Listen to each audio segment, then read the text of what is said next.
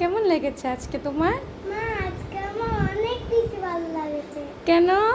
কেন জানি তুমি আমাকে অনেক কিছু বানিয়ে দিবে। তাই?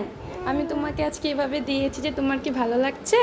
হ্যাঁ মা। তুমি কি বলেছো? আমি তোমাকে কোনোদিনও এভাবে সাজিয়ে দিই নাই না? হুম, কেন?